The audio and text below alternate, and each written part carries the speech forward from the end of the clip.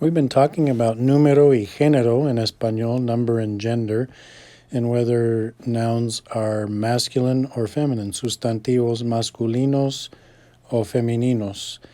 And we've learned some of the rules, but it's impossible for us in this program to cover every single word in Spanish, and so we're going to go back to our dictionaries as tools and translators to help us figure out some of those words we might not know, so that we will know and know how to use them and hook them up properly with the correct form of the adjectives. Okay, so we're going to use some of the las excepciones that we've identified in our program.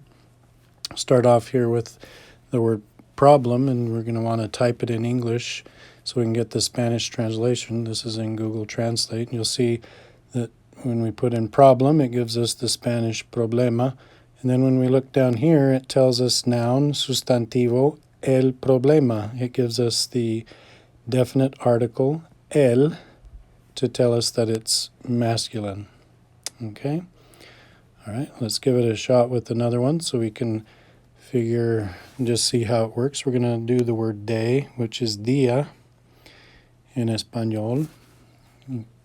Type it in there. We click on the blue arrow, and you'll see that it gives us that it's a sustantivo with, again, the masculine definite article el in front. So el día. All right, one more just so we can see. We're going to use the word hand, which we know is mano, and we click on the word, and it tells us that it's the feminine noun with the definite article la mano.